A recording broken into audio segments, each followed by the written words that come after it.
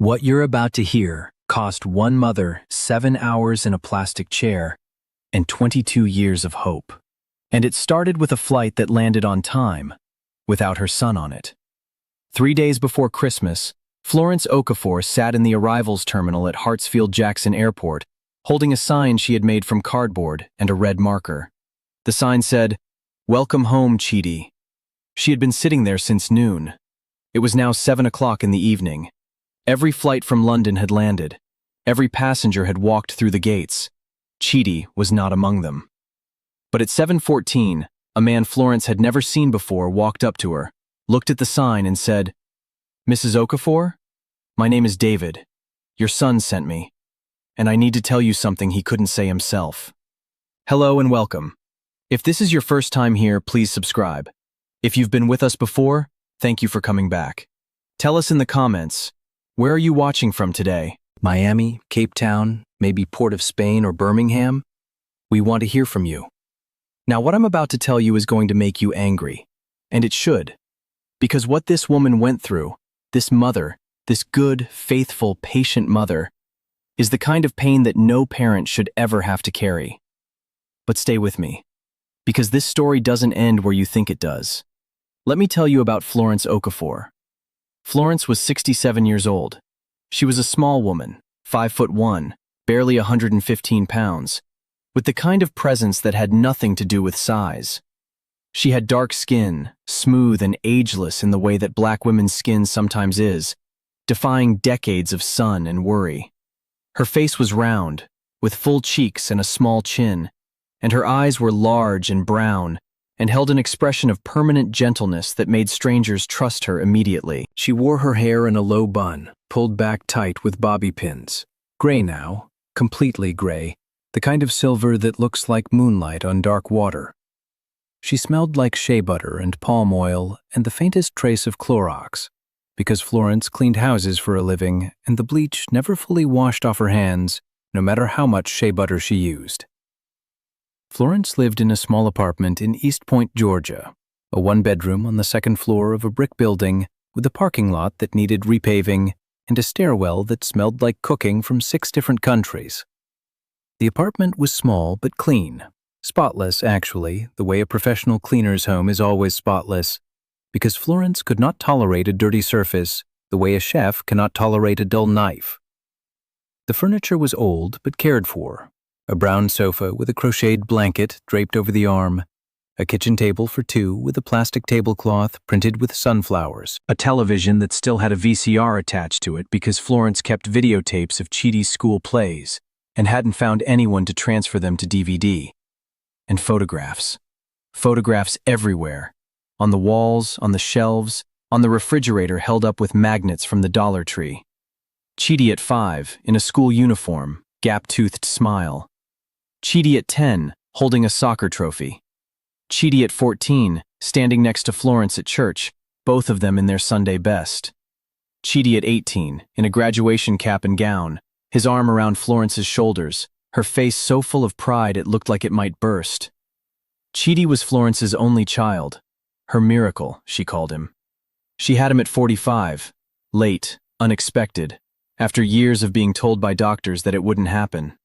His father, a man named Emeka, died of a stroke when Chidi was 3. Florence raised the boy alone in the apartment in East Point on a house cleaner's salary. $12 an hour, 5 houses a day, 6 days a week. She scrubbed other people's bathrooms so her son could have clean clothes and school supplies and a plate of jollof rice every night, and a mother who was home by 7 to help with homework. Chidi was brilliant. Not just smart, brilliant. The kind of brilliant that teachers notice and shake their heads at because they know this child has a mind that's too big for the school he's in. He scored in the top 1% on every standardized test. He won math competitions. He read books that were 3 grade levels above his own, not because anyone told him to, but because the books at his level bored him. At 18, Chidi received a full scholarship to study computer science at Imperial College London. London, across the ocean, 7 hours by plane, a lifetime by heartbeat. Florence was terrified and proud in equal measure. Terrified because her boy was leaving, proud because he was leaving for the exact right reasons. She drove him to the airport. She packed his suitcase. She insisted on packing it herself, folding every shirt, rolling every sock, tucking in a container of chin-chin and a small bottle of palm oil, and a photograph of herself that she slipped between his sweaters without telling him. At the gate, she held him. She held him so tight that Chidi laughed and said, "Mama, I can't breathe." She said, "Good, then you'll remember what it feels like to be held." She watched him walk through the security gate. She watched until she couldn't see his head anymore in the crowd. Then she sat in the airport for 2 hours, in the same plastic chair she would sit in 22 years later, and she cried. Not because she was sad, because she was proud, and scared, and lonely, and full of a love so enormous it didn't fit inside her body and had to come out through her eyes. Chidi went to London. He called every Sunday. Florence lived for those calls. She sat by the phone starting at noon because Chidi called at 1 o'clock Atlanta time, 6 o'clock London time, without fail. They talked about everything: his classes, his professors, the weather, always the weather. Because London weather gave Florence something to worry about that wasn't grades or girls or whether her son was eating enough. Chidi graduated with first-class honors. He got a job at a technology company in London, then another job. Then he started his own company, a software firm that built systems for hospitals, the kind of unglamorous, essential technology that keeps medical records organized and patient data secure. The company grew. Chidi got busy. The Sunday calls shortened. From an hour to 45 minutes. From 45 to 30. From 30 to 20. From 20 to a text message. "Sorry, Mama, busy today. Call you tomorrow." Tomorrow became next week. Next week became next month. Florence never complained. She never said, "You don't call enough." She never said, "I'm lonely." She never made her son feel guilty, because Florence believed that guilt was a cage, and she had not raised her son to live in a cage. She had raised him to fly, and flying meant going far, and going far meant the calls would get shorter. That was the price of a son who succeeded. Florence paid it without sending an invoice. But the distance grew. 4 years since Chidi had visited.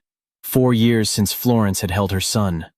4 Christmases alone with a plate of jollof rice and a videotape of a school play and a phone call that lasted 12 minutes. Then in November, Chidi called. Not a text, a call. "Mama, I'm coming home for Christmas." Florence's heart stopped, then started again, double time. "You're coming?" December 23rd, British Airways, landing at 2 o'clock. Florence spent the next 3 weeks preparing. She cleaned the apartment, which was already clean, but she cleaned it again, and then again. She bought new sheets for Chidi's old bed, the twin bed she had kept in the second room, the room she used for storage but which she now cleared out completely, moving boxes to the closet, hanging fresh curtains, putting the old soccer trophy on the nightstand. She cooked. She cooked for days. Jollof rice, egusi soup, pounded yam, chin-chin, meat pies. She filled the freezer. She filled the refrigerator. She filled the counter. The apartment smelled like a Nigerian kitchen at Christmas, which is to say it smelled like love made edible. She made the sign. Cardboard from a box she got from the grocery store, red marker. "Welcome home, Chidi." She practiced holding it in front of the bathroom mirror, adjusting the angle, making sure the letters were visible, making sure her smile was right. On December 23rd, Florence put on her best dress, a blue dress with white flowers that she wore to church on Easter. She did her hair, the low bun, extra bobby pins, a touch of oil to make it shine. She put on her good shoes, black flats, the ones without scuffs. She called a taxi. She didn't own a car. She took the bus to her cleaning jobs. But today was special. Today she would take a taxi. And she rode to Hartsfield-Jackson Airport with the sign on her lap and her heart in her throat. She arrived at noon, 2 hours early. She sat in the arrivals terminal in a plastic chair near the international gates, and she held her sign, and she waited. The 2 o'clock flight landed. Passengers came through the gates, businessmen, families, students, tourists. Florence stood up. She held the sign higher. She scanned every face. every face. Looking for her son's face, the square jaw, the deep-set eyes, the smile that started on the left side of his mouth before it spread to the right. Chidi was not on the flight. Florence sat back down. She checked her phone. No messages. She called Chidi. No answer. She called again. Voicemail. She waited for the next flight from London. 4:30. She waited 2.5 hours, holding the sign, watching the arrivals board, watching the gates. The 4:30 flight landed. Passengers came through. Florence stood. She held the sign. She scanned faces. Chidi was not on that flight either. Florence called again. Voicemail. She sent a text. Chidi, I am at the airport. Where are you? Mama is here. No response. She waited for the 6 o'clock flight. She waited because Florence Okafor did not give up on things. She had not given up when Emeka died and left her alone with a 3-year-old. She had not given up when the doctor said she probably couldn't have children. She had not given up when the school said Chidi was too advanced for this environment, and she spent 3 months fighting for a transfer to a better school. Florence did not give up. Florence waited. That was her superpower. Not strength, not speed, not money. Patience. The bone-deep, immovable patience of a mother who will sit in a plastic chair for 7 hours because her son said he was coming, and she believed him. The 6 o'clock flight landed. Passengers came through. No Chidi. Florence sat in the chair. The sign was in her lap now. She had stopped holding it up. Her arms were tired. Her back ached. Her good shoes were pinching her feet. The terminal was emptying, the last wave of holiday travelers thinning out, heading home to families and Christmas trees and warm houses. Florence sat alone, a small woman in a blue dress with a cardboard sign, watching the arrivals board show flight after flight as landed, while her phone showed message after message as delivered, but never read. At 7:14, a man walked up to her. He was about 30 years old, tall, thin, with light brown skin and a face that looked permanently worried. He was wearing a wrinkled button-down shirt and carrying a leather messenger bag. He looked tired, the kind of tired that comes from a long flight and a hard errand. He looked at the sign. He looked at Florence. "Mrs. Okafor?" he said. Florence looked up. Her eyes were dry. She had not cried, not yet. She was saving that for later, for the apartment, for the bedroom where nobody could see. "Yes? My name is David Mensah. I was on the 2 o'clock flight from London. Your son, Chidi. He was supposed to be on it too. He asked me to find you." Florence's hand tightened on the sign. "Where is my son?" David sat down in the plastic chair beside her. He set his bag on the floor. He turned to face her, and Florence saw something in his face that she recognized. The look of a person who has been given a message they don't want to deliver. "Mrs. Okafor, Chidi is in the hospital, in London. He collapsed at the airport yesterday morning. They found a mass, a tumor, on his brain. He's in surgery right now." The sign slipped from Florence's hands. It hit the floor. The red letters, "Welcome home, Chidi," faced the ceiling, bright and hopeful and suddenly unbearable.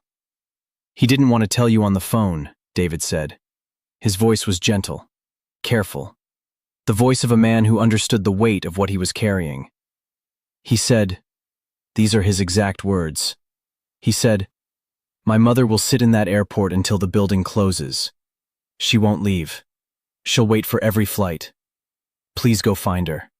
Please tell her in person. She deserves to hear it from a face, not a phone." Florence stared at David. Her brain was processing the words, tumor, surgery, hospital. But her heart was still in the arrivals terminal, still scanning gates, still looking for her son's face in the crowd. "He asked me something else," David said. He reached into his messenger bag and pulled out a package. A small box wrapped in brown paper, tied with string. A tag on the front, in Chidi's handwriting. "For Mama. Open on Christmas." Florence took the box. She held it against her chest. "How do you know my son?" she asked. David looked at his hands. I'm one of his employees. I've worked at his company for 3 years. He's… Mrs. Okafor, your son is a good man. The best boss I've ever had. He pays fairly, he remembers birthdays. He asks about our families. David paused. He talks about you constantly. Everyone at the company knows about you. He keeps a photograph on his desk, you and him at his graduation. He told me once that everything he built because you scrubbed bathrooms so he could study. He said, my mother cleaned other people's houses so I could build my own. Florence's chin trembled. One tear, just one. It ran down her cheek and fell onto the brown paper of the package. Is he going to be okay? She whispered. The doctors are hopeful. The surgeon is one of the best in London. Chidi, he's strong, Mrs. Okafor. He's a fighter. He's my son, Florence said. Of course he's a fighter. David drove Florence home. He carried her bags. He walked her up the stairs to the apartment. He saw the jollof rice on the counter, the chin-chin in the bowl, the fresh sheets on the twin bed, the soccer trophy on the nightstand. He saw 22 years of love prepared for a homecoming that didn't happen. Mrs. Okafor, David said, standing in the doorway. Chidi asked me to do one more thing. What? David pulled an envelope from his bag. Inside was a plane ticket. Atlanta to London, first class, departing December 24th, tomorrow. He wants you to come to him, David said. He said… David's voice cracked. He cleared his throat. He said, tell Mama to bring the jollof rice. Hospital food in London is terrible. Florence looked at the ticket. She looked at the kitchen, the pots of food, the chin-chin, the love made edible. She looked at the twin bed with the fresh sheets and the soccer trophy. She looked at the photograph on the refrigerator. Chidi at 18, graduation cap, his arm around her shoulders, both of them smiling like the world was made of good things. I'll need a bigger suitcase, Florence said. She flew to London on Christmas Eve, first class. The first time Florence Okafor had ever turned left when boarding a plane. She didn't know what to do with the hot towel. She didn't touch the champagne. She ate the meal, chicken and rice, nothing like her jollof, and she held the brown paper package in her lap for 7 hours and 22 minutes. The same amount of time she had sat in the airport waiting for a son who never came through the gate. She arrived at Heathrow on Christmas morning. David was waiting. He had flown back the night before. He drove her to the hospital, Royal London Hospital, a massive building of glass and concrete that looked nothing like the hospitals Florence knew. He walked her through corridors that smelled like antiseptic and floor cleaner, smells Florence knew well, smells that were part of her daily life, but that hit differently when the person in the bed was your child. Chidi was in a room on the 4th floor. The surgery had been 8 hours. It was successful. The tumor was removed, the margins were clean, the prognosis was good. He was awake. He was weak. He was alive. Florence walked into the room. Chidi was lying in the bed, thin, pale beneath his dark skin, a bandage wrapped around his head, an IV in his arm. He looked small in the hospital bed, smaller than Florence remembered, smaller than a man who had built a company and hired 50 people and changed the way hospitals kept records. He looked like a boy, her boy, the boy who scored in the top 1% and won math competitions and walked through a security gate at 18 while his mother sat in a plastic chair and cried. He saw her. His eyes filled. His mouth opened but no sound came out. He lifted his hand, the one without the IV, and reached toward her. Florence crossed the room in 3 steps. She took his hand. She held it.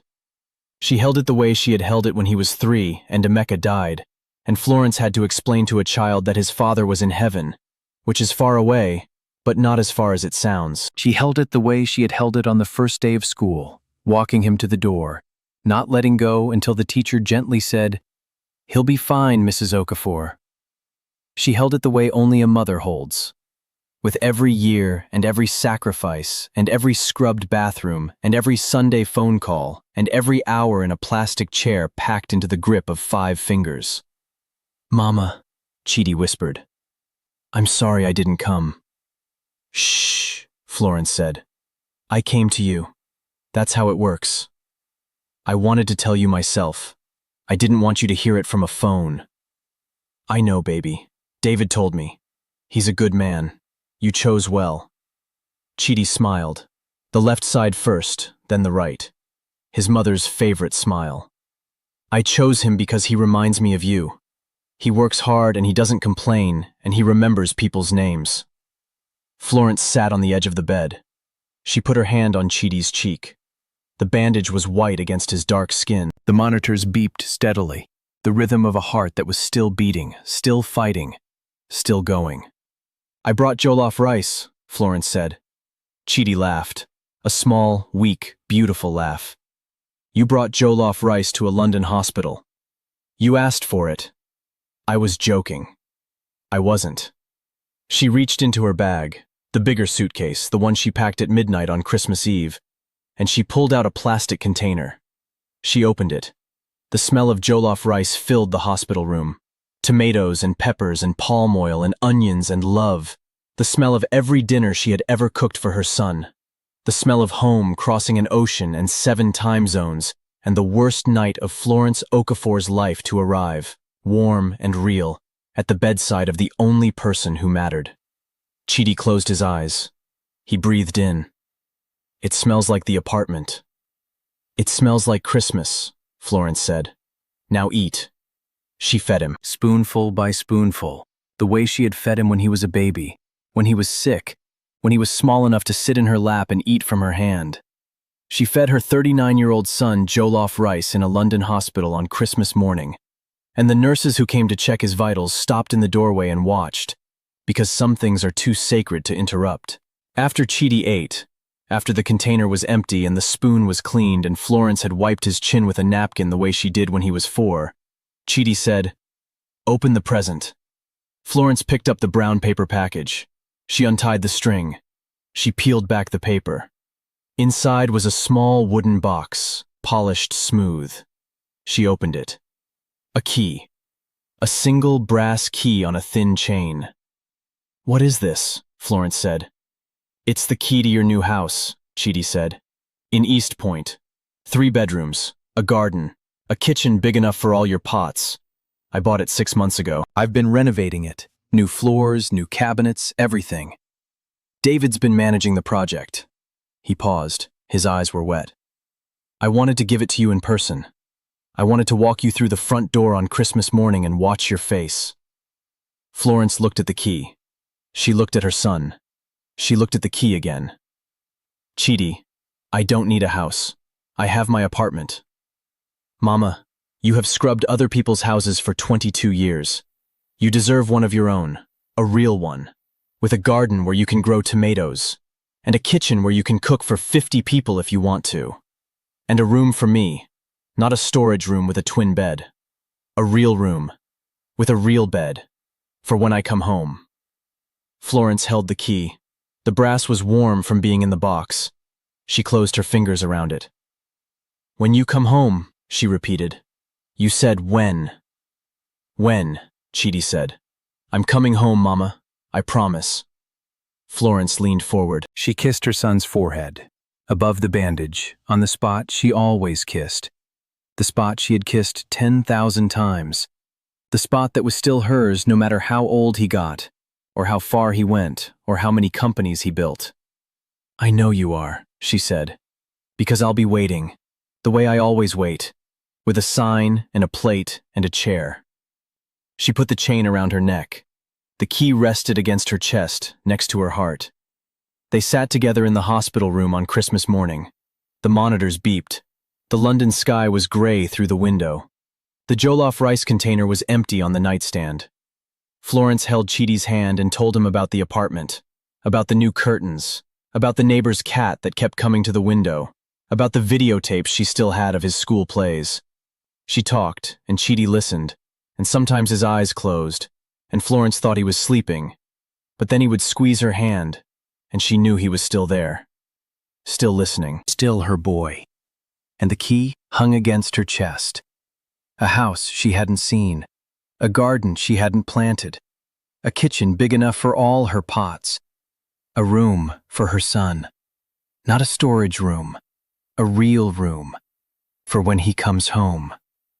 When, not if, when.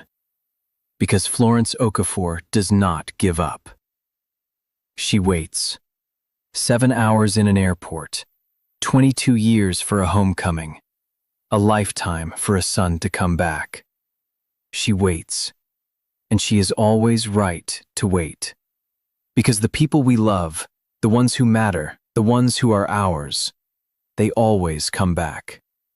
Maybe not on the flight we expected, maybe not on the day we planned, maybe not in the way we imagined, but they come back. They always come back. And when they do, there is jollof rice, and there is a mother in a blue dress, and there is a sign that says, "Welcome home."